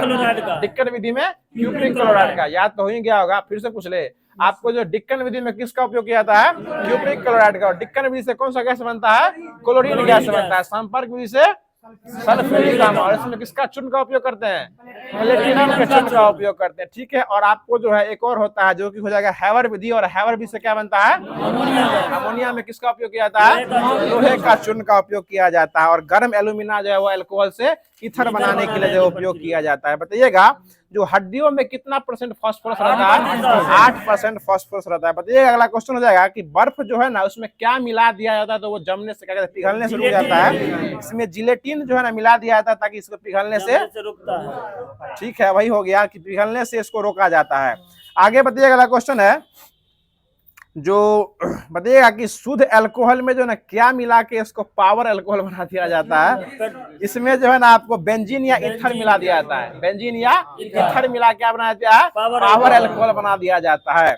आगे बताइएगा अगला क्वेश्चन हो जाएगा जो फॉस्फीन गैस का उपयोग करके जो है ना समुद्री यात्रा में कौन सा सिग्नल दिया जाता है, होम सिग्नल दिया जाता है। ठीक है। आगे बताइएगा जो सौर सेलों में किसका उपयोग किया जाता है, सिलिकन का, सीजियम नहीं, सिलिकन का उपयोग किया जाता है। पीले फास्फोरस को कहाँ रखा जाता है, जल में रखा जाता है। और समुद्री घास में क्या पाया जाता है, आयोडीन पाया जाता है। बताएगा दूध जो है ना कैसा तंत्र है, ये कोलाइडी, बायस के साथ साथ कोलाइडी तंत्र हो जाएगा। बताइएगा कि रजत दर्पण बनाने में जो है किसका उपयोग किया जाता है, ग्लूकोज का उपयोग किया जाता है। इसका सूत्र जानते हैं ना, C6H12O6 हो जाएगा। आगे बताइएगा अस्पतालों में जो सांस लेने के लिए जो सिलेंडर आता है कृत्रिम रूप से, उसमें ऑक्सीजन और हीलियम का उपयोग किया जाता है। आगे बताइएगा अगला क्वेश्चन है कि यदि किसी द्रव में घुलनशील पदार्थ मिला दिया जाता है तो द्रव का पदार्थ का जो पृष्ठ तनाव होता है ना वो क्या होता है, बढ़ जाता है। अगर उसमें जैसा ही कोई घुलनशील पदार्थ मिला देंगे उसका पृष्ठ तनाव क्या होता है, बढ़ जाता है। लेकिन अगर द्रव का अगर ताप बढ़ा देंगे, द्रव का ताप बढ़ा देंगे तो पृष्ठ तनाव क्या होगा, बढ़ जाता है। इसलिए जो है ना गर्म चीज खाने में क्या होता है, स्वादिष्ट जो है वो होता है। आगे बताइएगा अगला क्वेश्चन है कि यदि क्लोरोफॉर्म को अगर सूर्य के प्रकाश में अगर खुला छोड़ दिया जाता है तो एक विषैली गैस बन जाती है। और विषैली गैस का नाम क्या होगा, फॉस्जीन हो जाएगा। क्या हो जाएगा, फॉस्जीन। ऑक्सीजन नहीं, फॉस्जीन। ऑक्सीजन कैसा हार्मोन है, ये वृद्धि हार्मोन है। और ये पेड़ पौधे में पाया जाने वाला हार्मोन हो जाएगा ऑक्सीजन। ठीक है ना। और जिब्रेलिन क्या है, ये भी वृद्धि हार्मोन हो जाएगा। और एब्सिसिक एसिड जो होता है ये वृद्धि रोधक हार्मोन हो जाएगा। आगे बताइएगा क्वेश्चन हो जाएगा कि शुष्क बर्फ, इसको क्या कहा जाता है, ठोस कार्बन डाइऑक्साइड कहा जाता है। शुष्क बर्फ को ठोस कार्बन डाइऑक्साइड, सिर्फ कार्बन डाइऑक्साइड बोले तो वो गैस वाला कार्बन डाइऑक्साइड हो जाएगा। यानी शुष्क बर्फ को क्या कहा जाता है, ठोस कार्बन डाइऑक्साइड कहा जाता है। और इसको जो गर्म करेंगे तो ये सीधे क्या बन जाएगा, गैस में जो है वो निकल जाता है। सीधे क्या बनता है, गैस में जो परिणत जो है वो हो जाता है। अब जो स्टार्ट किया जा रहा है जो कि आपको बायोलॉजी हो जाएगा, इसको हिंदी में क्या कहते हैं, जीव विज्ञान कहा जाता है। और इसके पिता कौन हो जाएंगे, अरस्तु कहेंगे। ठीक है, आपको भी अस्तु मिलेगा। अगला क्वेश्चन बताइएगा। अब जो है आपको जो कि कल क्लास जहां तक छोड़ दिया गया था बायोलॉजी में, उसके आगे बढ़ते हैं। और इसमें पुष्पोभिद यानी फूल वाले पौधे का जो दो भाग बांटा गया, जिसको एंजियोस्पर्म और जिम्नोस्पर्म कहा गया। तो एंजियोस्पर्म को हिंदी में क्या कहते हैं? आवृत बीजी, और जिम्नोस्पर्म को नग्न बीजी। नाम से स्पष्ट है वो नग्न बीजी हो जाता है। ठीक है, बताइएगा कि देखिए अब जो है ना इसमें दो उदाहरण बताते हैं। तो जितना भी होता है ना जो कि आवृत बीजी होता है, कौन बीजी? आवृत बीजी। जितना भी होता है इसमें जो है ना कैसा जड़ पाया जाता है? ये मूसला जड़ पाया जाता है। इसमें जो है ना रेशेदार जड़ पाया जाता है। कैसे जड़ पाए जाते हैं? रेशेदार जड़ पाया जाता है। और मूसला जड़ जो है ना आपको नग्न बीजी में पाया जाता है। कौन बीजी में? नग्न बीजी में पाया जाता है। देखिए आपको जिसमें रेशेदार जड़ पाए जाते हैं ना, वो क्या बीज पत्री होते हैं? एक बीज। रेशेदार वाले में एक बीज पत्री होते हैं। जैसे आपका धान, मक्का, ये सब जो है, हाँ ये सब कैसा हो जाएगा? एक बीज पत्रिएगा। उसको अगर बीज को फाड़िएगा ना तो वो एक ही को रहेगा। और जैसे चना हो गया, गेहूं हो गया, इसमें क्या बीज पत्री है? दो पत्री है। उसके बीज को अगर फाड़िएगा तो क्या भाग में बढ़ता है? वो दो भागों में बढ़ता है। ऐसे याद रखिए। इन्हें समझिएगा, पत्ता वाला बीज पत्री समझ लीजिएगा। वो बीज पत्री जो उसका फल जो होता है ना, जैसे धान हुआ, गेहूं हो गया, सॉरी धान और मक्का हो गया, सरसों हो गया, ये सब कैसा होगा? एक बीज पत्री होगा। और जितना भी एक बीज पत्री है उसमें कैसा जड़ होता है? रेशेदार जड़ होता है। उसको उखाड़ेगा सूट से उखड़ जाएगा। लेकिन झकरा जिसको मूसला जड़ कहा जाता है वो किसमें आता है? दुई बीज पत्री में। और जैसे वो चना, गेहूं, ये सब कैसा हो जाएगा? ये आपको, हाँ वही मसूरी जो है, ये आपको ये मूली, ये मसूरी बोल रहे हैं, मसूरी, ये बीज पत्री में जो है ये आ जाते हैं। चलिए अगला क्वेश्चन बताइएगा। जो वनस्पति छोड़ दीजिए, बताइएगा कि सबसे छोटा अनावृत पौधा जो हो जाएगा ना, वो उसका नाम क्या हो जाएगा? जेमिया पिग्मिया। क्या हो जाएगा? जेमिया पिग्मिया हो जाएगा।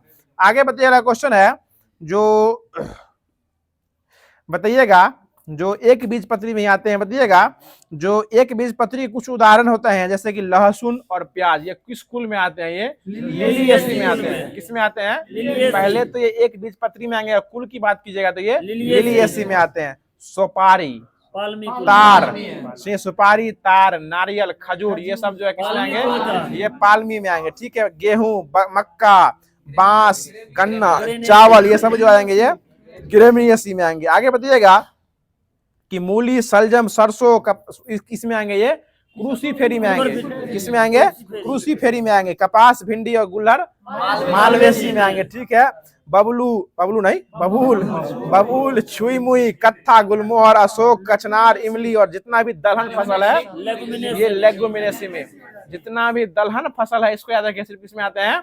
ये लेगुमिनेसी में जो आ जाते हैं। बताइएगा जो नींबू, चकोतरा, संतरा, मौसमी, ये सब किसमें आएंगे? ये रूटेसी में आएंगे। किसमें आएंगे? रूटेसी। रोजेसी नहीं, रूटेसी अलग है, रोजेसी अलग है। ये रूटेसी में आ जाएंगे। और स्ट्रॉबेरी, सेब, बादाम, नाशपाती, ये सब जो है रोजेसी में आएंगे। आलू, मिर्चाई, बैगन, ये सब किसमें आएंगे? ये सोलेनेसी में आएंगे। ठीक है, तरबूजा, खरबूजा, ये सब जो है कुकुरबिनेसी। किसमें आएंगे? कुकुरबिनेसी में आएंगे। तीता वाला जो लोली पर आता है। अब स्टार्ट करते हैं। बताइएगा कि जड़ पौधों का अवरोही भाग होता है। और जड़ किससे विकसित होता है? ये मूल के अंकुर से विकसित होता है। मूल के अंकुर से, पहले मूल से अंकुर से क्या बनता है? जड़ बनता है। चलिए बताइएगा कि जड़ का जो रूपांतरण होता है मूसला जड़ का, ये गाजर में कौन सा जड़ पाया जाता है? ये जड़ गाजर में जो है मूसला जड़ पाया जाता है। ये शंकु के आकार का पाया जाता है। ऐसा होता है, शंकु के आकार का होता है। सलजम और चुकंदर पूछेगा तो ये कुंभी के, सलजम चुकंदर में कुंभी के आकार का होता है। देखो मुरई होता है जिसको मूली भी कहा जाता है, ये तुर्करूपी। देखिए मूली को याद रख लिए तुर्करूपी, और गाजर को याद रख लिए गाजर शंकु, क्योंकि गाजर शंकु के आकार का होता है ना, तो ये शंकु के आकार का होता है। सलजम जो होता है वो, और चुकंदर वो आपको थल्ला वाला होता है। चुकंदर के जो आपको कुंभी के आकार का जो है वो होता है। चलिए आगे बताएगा जड़ जो है ना इसको कितने भागों में बांटा गया है? दो भागों में बांटा गया है। पहला तो मूसला जड़, जिसको टैप रूट कहा जाता है, और एक होता है अपस्थानिक जड़। एगो मूसला जड़, एगो अपस्थानिक जड़ हो जाएगा। चलिए आरोही आगे बढ़ेंगे, जिसमें अपस्थानिक में आरोही भी आगे मिलेगा। मूसला जो सॉलिड जड़ कर सकते हैं, अपस्थानिक में जो आपको लतर उतर के चढ़ता है, इसके आगे स्तंभ और अवस्तंभ, इसके आगे बहुत आगे। आप चिंता न कीजिए, आगे ये सब जो कराया गया था साइंस स्पेशल में, याद है ना आपको, दृष्टि पब्लिकेशन से। अगला क्वेश्चन बताइएगा कि तना जो है, तना यह पौधे का वह भाग होता है जो कि प्रकाश की ओर क्या होता है, उसको वृद्धि करता है। और तना को भी आप कुछ भाग खाने का लोग काम किया करते हैं। सिर्फ जड़ ही नहीं खाते हैं, तना भी खाते हैं, समझ रहे हैं ना। जैसे बताइएगा तना में जो है ना कुछ रूपांतरण तना होता है, बताइएगा कि आलू जो है, आलू को क्या खाते हैं, कंद खाते हैं। तना का ही भाग आप पूछ रहे हैं, ये सब भूमिगत तना में आता है। और आलू का कौन सा भाग खाते हैं, कंद खाते हैं। बंडा केसरा क्या खाते हैं, धन कंद खाते हैं। और प्याज का सल कंद, क्योंकि इसमें कितना लेवल होता है देख सकते हैं ना, लेवल पर लेवल निकलते रहता है प्याज का, तो ये सल के उसमें बना रहता है, तो प्याज में क्या होता है, सल कंद, शकर कंद नहीं सल कंद होता है। और हल्दी और अदरक का परकंद, आलू का कंद, आलू का कंद हो जाएगा और प्याज का सलकंद, और उसके बाद जो अदरक और हल्दी होता है इसका परकंद खाया जाता है। बताइएगा पत्ता कैसा रंग का होता है, हरा रंग। पत्ता कैसा रंग का होता है, नॉर्मल पत्ता कैसा होता है, हरी रंग का होता है, हरा रंग का होता है। इसका मुख्य काम क्या होता है, प्रकाश संश्लेषण के द्वारा भोजन बनाना होता है। बताइएगा फूल जो होता है, फूल या पौधे का कौन सा अंग कहलाता है, जनन अंग कहलाता है। वाह संजय गांधी, फूल जो है पौधे का जनन अंग कहलाता है। और फूल जो है ना मुख्य, इसमें कितने भाग होते हैं, 4 भाग होते हैं। कितने भाग होते हैं, 4 भाग होते हैं। पहला होगा बाह्य दलपुंज, उसके बाद दलपुंज, उसके बाद पुमंग और जयांग। पुमंग और जयांग। अब पुमंग और जयांग कभी आगे जो नर का अलग होता है और मादा का अलग होता है। तो बताइएगा कि पुमंग में एक या एक से अधिक पुंकेसर पाए जाते हैं। पुमंग में एक या एक से अधिक पुंकेसर पाए जाते हैं। और परागकण जो होता है किसके अंदर पाए जाते हैं, पुंकेसर के अंदर। सुन लीजिए फिर से, पुमंग के अंदर आपको जो है पुंकेसर पाए जाते हैं, और पुंकेसर के अंदर क्या पाए जाते हैं, परागकण पाए जाते हैं। चलिए अगला क्वेश्चन बताइएगा, जयांग को जो है ना आपको इसमें आते हैं अंडप, जयांग में क्या आते हैं, अंडप। पुमंग में आते हैं आपको पुंकेसर, यानी कि आपको परागकोश बोले या पुंकेसर उसके आगे होता है। और जो जयांग होता है, जो जयांग जो है कैसी, मतलब कौन सा भाग हो जाएगा, जयांग स्त्री भाग। पुमंग कैसा है, पुलिंग, पुमंग पुलिंग, और जयांग हो जाएगा तो वो अरे जयांग मतलब जनानी, जनानी कौन सी होती है, स्त्री होती है ना। तो जयांग के अंदर ही आता है अंडप, और अंडप को आगे चल के जो है आपको जो है 3 भागों में बांटा गया है, अंडाशय, वर्तिका और वर्तिकाग्र में बांटा गया है। अंडाशय, वर्तिका और वर्तिकाग्र में बांटा गया है। सही सही पूछिए ना, तो आपका ध्यान यहाँ आइए ना, समझ रहे हैं ना। चलिए अगला क्वेश्चन बताइएगा, हमें क्या, हम तो यूं ही बोल के निकल लेंगे, बस फर्क आपको पढ़ने वाला है। चलिए अगला क्वेश्चन सुनिएगा, जो परागकोश से बताइएगा, परागकोश से निकलकर जो होता है ना अंडप के वर्तिकाग्र तक परागकण पहुंचने की प्रक्रिया क्या कहलाती है, ये परागकण कहलाती है। परागकण जो होते हैं ना वो कहाँ से निकलती है, परागकोश से निकलती है। कहाँ से निकलती है, परागकोश से निकलती है। और यह जो है अंडप के कहाँ पहुंचती है, ये वर्तिकाग्र तक पहुंचती है। मतलब पुरुष से उठता है और कहाँ चला जाता है, वर्तिकाग्र में। वर्तिकाग्र कौन सी मतलब कौन सा है, पुरुष है या फीमेल, महिला है। और महिला में कौन सा भाग होता है, ये जयांग का भाग होता है। ठीक है, आगे बताइएगा कि परागकण भी जो होता है ना ये 2 भाग का होता है, 2 प्रकार का होता है। एक होता है अपने से कर लेते हैं, एक दूसरे से होता है, मतलब स्वपरागकण और परपरागकण। स्वपरागकण और परपरागकण मतलब हवा अपने ऊपर से गिर के नीचे वाला गिर गया तो क्या हो जाएगा, स्वपरागकण। चाहे कीट पतंग द्वारा हुआ या हवा द्वारा बह के इससे उठ के उसमें चला गया, जल द्वारा हुआ, वो कैसा हो जाएगा, परपरागकण होता है। चलिए आगे बताइए, अगला क्वेश्चन है कि पराग नली बीजांड से प्रवेश करते हुए भ्रूण कोश तक पहुंच जाती है और वहां जाके अपना परागकण छोड़ देती है, और वहां जाके वो निषेचित हो जाता है। उसी को क्या कहते हैं, निषेचन कहा जाता है। और निषेचित अंडा जो बनता है ना उसको क्या कहते हैं, युग्मनज कहते हैं। क्या कहते हैं, युग्मनज कहा जाता है। चलिए अब जो है इसके बाद आते हैं, अब उसके बाद बनेगा फल। और फल 2 प्रकार के होते हैं, एक जो सत्य फल और असत्य फल। ठीक से निश्चित हो गया, सत्य बन गया और इधर उधर चल गया तो असत्य फल जो है वो होता है, जिसका क्लास जो है आगे आपको कल बताया जाएगा। अब इसके बाद स्टार्ट कर रहे हैं जो कि लुसेंट के सामान्य ज्ञान में दिया गया था, खेल कूद वर्तमान में खूब चल भी रहा है, जो कि आपको ओलंपिक कल मतलब कुछ बाबा द्वारा कराया गया था। उसके आगे चलते हैं, बताइएगा जो कल राष्ट्रमंडल खेल की चर्चा हो रही थी, और राष्ट्रमंडल खेल जो है किसके बीच में आ जाता है, ओलंपिक के बीच में आता है। यानी 2 ओलंपिक के बीच में कौन सा खेल आता है, राष्ट्रमंडल खेला जाता है। ठीक है, आगे बताइएगा जो राष्ट्रमंडल खेल जो हुआ है इस बार कैमे क्रम का हुआ है, जो विगत रूप में गया है 22वें क्रम का हुआ। इसका आयोजन कहाँ किया गया था, बर्मिंघम इंग्लैंड में किया गया था। ठीक है, आगे बताइएगा कि 22वें राष्ट्रमंडल खेल में जो है ना भारत की झोली में पहला पदक जो आया था वो इसको लाने वाले कौन हो जाएंगे, ये आपको साकेत सागर हो जाएंगे, जो कि 55 किलो जो थे पुरुष वर्ग में लाए थे, जो कि भारोत्तोलन के 55 किलो में लाए थे, और ये रजत पदक जीत के लाए थे, भारोत्तोलन में यह लाए थे।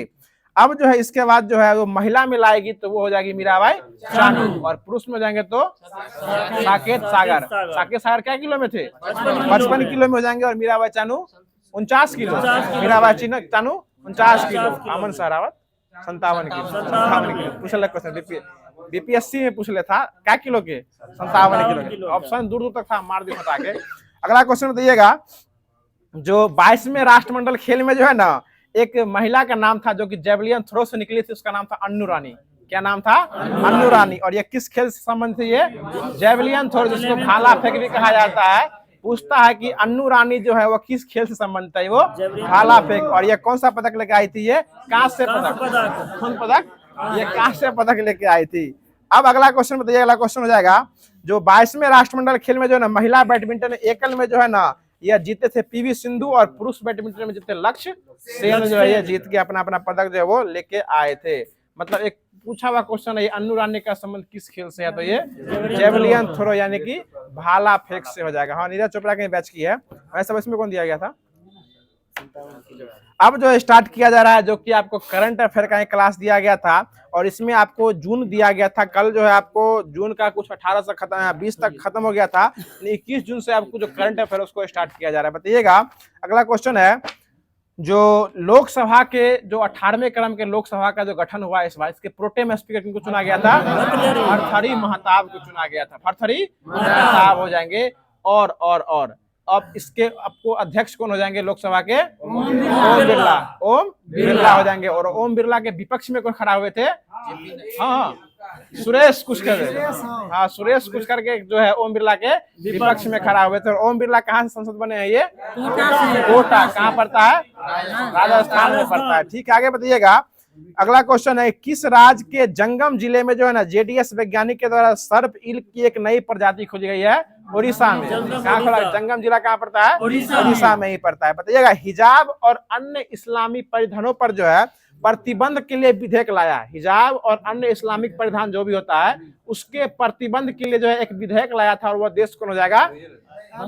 तजाकिस्तान। क्या हो जाएगा? तजाकिस्तान हो जाएगा। आगे बताइएगा कि भारत जो है किस देश के नागरिकों के लिए ई मेडिकल वीजा शुरू करने वाला है? बांग्लादेश। समझ रहे हैं ना? बांग्लादेश के लिए ई मेडिकल वीजा शुरू करने वाला है भारत, शुरू करने वाला है।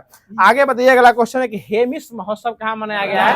लद्दाख में। और हेमिस राष्ट्रीय उद्यान भी कहाँ है? लद्दाख में ही पड़ता है। आगे बताइएगा कि वर्ल्ड कप T20 में हैट्रिक लेने वाले कौन हो जाएंगे? PAT Cummins. कौन कमिंस? पैट कमिंस हो जाएंगे। जितना भी धिया पुता वाला देश था जो कि यूएई था, उसके बाद जो भी नीदर जो था जो कि जिसका कोई लेवल नहीं था, उसके साथ ही ये जो है वर्ल्ड कप में जो है हैट्रिक लेके आया था। और जैसे ही भारत से दो हाथ हुआ, उसका तीसरा हाथ निकाल के रोहित शर्मा उसी के मतलब ऑस्ट्रेलिया के खिलाफ जो है 41 में 92 रन जो है वो मारा था। अब अगला क्वेश्चन बताइएगा कि विश्व के सबसे पुराने दीमक के टीले जो कहाँ पाए गए हैं? दक्षिण अफ्रीका में पाए गए। कहाँ पाए गए? दक्षिण अफ्रीका में। और द्वीपम 2.0 योजना कहाँ स्टार्ट किया गया है? आंध्र प्रदेश में स्टार्ट किया। कहाँ किया गया है? आंध्र प्रदेश में स्टार्ट किया गया। और द्वीपम 2.0 योजना जो है ना, किससे संबंधित है? ये सिलेंडर से। किससे है? सिलेंडर से देने से है। बताइएगा कि भारत का पहला साहित्यिक शहर कौन बन गया है? कोझिकोड, केरल। और ये क्वेश्चन भी बीपीएससी में पूछा हुआ क्वेश्चन है कि भारत का पहला साहित्यिक शहर कौन बन गया है? कोझिकोड। मतलब करंट जो ऐसा था ना कि आप कुछ छोड़ के नहीं आ सकते अगर रेगुलर क्लास करते होइएगा तो। आगे बताइएगा, क्वेश्चन है कि T20 में कौन में? T20 में 200 छक्का लगाने वाले पहले बल्लेबाज कौन हो गए हैं? रोहित शर्मा हो गए हैं। आगे बताइएगा, क्वेश्चन है कि अमेरिका ने किस देश के प्रमुख गैर नाटो सहयोगी को घोषित कर दिया है? तो केन्या हो जाएगा। कौन हो जाएगा? केन्या। राजधानी पूछेगा तो नैरोबी। ये दरोगा में पूछेगा केन्या की राजधानी कहाँ है? तो नैरोबी हो जाएगा। आगे बताएगा, पेन प्रिंटर अवार्ड किसको दिया गया है? अरुंधति राय को दिया गया। और अडिग और अटल लेखन के लिए दिया है। किसके लिए दिया गया है? अडिग और अटल लेखन के लिए दिया गया है। आगे बताएगा, भारत और किस देश की सहयोग से जो है ना वायुसेना के बीच होपेक्स अभ्यास शुरू किया गया है? मिस्र। भारत और मिस्र। यूपी पुलिस का पूछा हुआ क्वेश्चन है, भारत होपेक्स अभ्यास किसके किसके बीच हुआ है? भारत और मिस्र के। यूपी पुलिस ने पूछा था क्वेश्चन ये। आगे बताइएगा, क्वेश्चन है कि अंतरराष्ट्रीय सौर संगठन जिसको ISV कहा गया है, इसका 100वां देश कौन बन गया है? पराग्वे। कौन बन गया है? पराग्वे। 101वां देश पूछेगा तो नेपाल बन गया है। आगे बताइएगा, अगला क्वेश्चन है कि नाटो का अगला सचिव कौन बन गया है? मार्क रूटे हो जाएंगे। ठीक है। और अगला क्वेश्चन बता दीजिएगा कि किस टाइगर रिजर्व को जो है ना वनाग्नि को रोकने के लिए पहला उन्नत AI स्टार्ट किया गया उसमें? तो पेंच टाइगर रिजर्व। और कहाँ पड़ता है ये? महाराष्ट्र में पड़ता है। बॉर्डर पर है। बॉर्डर पर है ये। आगे बताइएगा, प्लास्टिक कचरे से बनी सड़क वाली दूसरी मिलिट्री स्टेशन कौन हो जाएगा? Jaipur military station. कहाँ पड़ता है ये? राजस्थान में पड़ता है। बताइएगा कि राज्यसभा में सदन के नेता किसको चुना गया है? जेपी नड्डा को। किसको? जेपी नड्डा को चुना गया। और राज्यसभा का विपक्ष का नेता पूछेगा तो मल्लिकार्जुन खड़गे और खड़गे समझ गया ना। लोकसभा का पूछेगा तो लोकसभा कौन सा? विपक्ष का नेता राहुल गांधी। और पक्ष का पूछेगा तो प्रधानमंत्री नरेंद्र मोदी। याद हुआ मैं सब। राज्यसभा का विपक्ष का नेता कौन है? मल्लिकार्जुन खड़गे। और पूछेगा लोकसभा का तो देखिए वो लोकसभा कौन हो जाएंगे? राहुल गांधी हो जाएंगे। चलिए अगला क्वेश्चन बताइए, किस देश के खिलाड़ी डेविड वार्नर ने अंतरराष्ट्रीय क्रिकेट से संन्यास ले लिया है? ऑस्ट्रेलिया से संन्यास ले लिया। और आज हमारे आर अश्विन जो है यह क्या ले लिया है? तीनों फॉर्मेट से क्या लिए हैं? संन्यास ले लिया। और कुट्टी चुट्टी वाला जो आपको इनको उपन्यास लिखा गया है, ये क्वेश्चन भी जो है ना आपको पूछा हुआ था, बीपीएससी में पूछा हुआ था कि किनका उपन्यास की कृति जो है आई हैव ए डियर कुट्टी करके ऐसे कुछ था। स्ट्रीट कुट्टी जो है मतलब इनका एक आत्मकथा हो जाएगा, यही पूछा क्वेश्चन है। और क्रिकेट से जो क्या कर लिए ये संन्यास ले लिए हैं। बॉर्डर गावस्कर ट्रॉफी का बाडा में जो हुआ था आपको, जो ऑस्ट्रेलिया में मैच चल रहा है, इसमें जो मैच ड्रॉ हुआ उसके बाद क्या कर दिए? संन्यास की घोषणा कर दिए थे। चलिए अगला क्वेश्चन बताइए। अगला क्वेश्चन हो जाएगा कि 12वां विश्व हिंदी सम्मान किसको दिया गया है? ये उषा ठाकुर को दिया गया। ठीक है, आगे बताइए। अगला क्वेश्चन है हाँ कि वनडे में लगातार शतक लगाने वाले पहली भारतीय महिला क्रिकेटर कौन बन गया? स्मृति मंधाना। और यह जो है WPL जीत के लाई है, WPL जीत के जो लाई है, यह किस टीम से कप्तान थी? ये आरसीबी कप्तान जो वो लाई थी। चलिए अगला क्वेश्चन बताइएगा। अगला क्वेश्चन हो जाएगा कि किस देश के तट पर मोतियों के लिए प्रसिद्ध चौथी सदी का खोया हुआ एक शहर खोजा गया है? यूएई में खोजा गया, जिसको अरबों का देश कहा गया, संयुक्त अरब अमीरात। और संयुक्त अरब अमीरात में कितने अरब हैं? कितने अमीरात हैं? तो 7 वो अमीरात पड़ते हैं। आगे बताइए। अगला क्वेश्चन है कि अगला क्वेश्चन बता दीजिएगा, जो किसने स्पेनिश ग्रैंड प्रिक्स खिताब जीता है? मैक्स वर्स्टप्पन जो है वो जीत के लाए। बताइएगा कि खालूबार युद्ध स्मारक जो है ना, यह भारतीय सेना के द्वारा पर्यटकों के लिए खोल दिया गया है। और खालूबार कहाँ पड़ता है? लद्दाख में पड़ता है। ये आपको 1999 में जो कारगिल का हमला हुआ था उसमें खालूबार पे जो गोरखा राइफल जो है वो अटैक किया था। और गोरखा राइफल के द्वारा जो है खालूबार जो कब्जा किया गया था। और वही खालूबार कहाँ पड़ता है? लद्दाख में पड़ता है। चलिए आगे बताइए। अगला क्वेश्चन है कि विश्व शिल्प शहर का दर्जा किसे दिया गया है? श्रीनगर को। शिल्प शहर श्रीनगर किसकी राजधानी है? जम्मू कश्मीर की राजधानी पड़ती है। बताइएगा। अगला क्वेश्चन हो जाएगा, ये भी क्वेश्चन पूछ लिया कि चांद के अन्हार में से माटी कौन ला रहा है? चीन। और किस मिशन के तहत? चांग-ई 6 मिशन के तहत जो है चांद के अंधेरे हिस्से से मिट्टी कौन ला रहा है? चीन ला रहा है। यह क्वेश्चन पूछ लिया था करंट अफेयर में, बीपीएससी क्वेश्चन पूछा हुआ था कि चांद के अंधेरे हिस्से से मिट्टी कौन ला रहा है? तो ये चीन के द्वारा लाया जा रहा है। चलिए आगे बता दीजिए। क्वेश्चन है कि 64वां अंतरराष्ट्रीय चीनी संगठन परिषद की बैठक जो है कहाँ किया गया है? यह नई दिल्ली में किया गया है। और आज का लास्ट क्वेश्चन सुन लीजिएगा, जो लास्ट क्वेश्चन बता दीजिएगा इस आज का कि कोयला मंत्रालय ने किस राज्य में भारत की पहली पायलट परियोजना शुरू किया है? तो ये झारखंड के द्वारा जो वो शुरू किया गया है। तो कोयला वाला जो है वो झारखंड में शुरू किया गया था। जो होमवर्क दिया गया था उसके माध्यम से पूरे क्लास को खत्म कर दिया गया है। अब जो कि आपको लास्ट में क्वेश्चन पूछने का सिलसिला रहता है, जो कि हर दिन के भांति आप लोग के लिए क्वेश्चन छोड़ा जाता है और क्वेश्चन का जवाब कमेंट बॉक्स में देना होता है। तो कल के लिए क्वेश्चन सुन लीजिएगा और जिसका जवाब आप सभी को कमेंट बॉक्स में देना है। क्वेश्चन इस प्रकार से है कि किस हार्मोन का मुख्य काम जो है ना वो बुद्धि को नियंत्रित करना और शरीर का विकास करना हो जाएगा। मतलब हार्मोन जो मानव शरीर में पाया जाता है उसमें कौन सा हार्मोन है जिसका मुख्य काम जो है वह बुद्धि को कंट्रोल करना और शरीर का विकास करना, जो इसका काम हो जाएगा। इसका सही जवाब आप लोगों को कमेंट बॉक्स में देना है। बाकी वीडियो कैसा लगा कमेंट बॉक्स के माध्यम से जरूर बताइएगा। अगर हम लोग के द्वारा चलाया जा रहा है छोटा सा प्रयास अगर आपके सामने अच्छा लग रहा होगा तो वीडियो को लाइक कर दीजिएगा, चैनल को सब्सक्राइब करके नोटिफिकेशन बेल को ऑल पे सेट कर दीजिएगा, ताकि हम लोग जितने सभी साथी यहाँ ठंड में बैठे हुए हैं उन सभी का सारा का प्रयास जो है वो सार्थक सिद्ध हो। तो फिर मिलते हैं इसके अगले वीडियो में, इसके अगले क्लास के साथ। तब तक के लिए खुश रहिए, मुस्कुराते रहिए हमारी तरह। और फिर धन्यवाद। जय हिंद, जय भारत।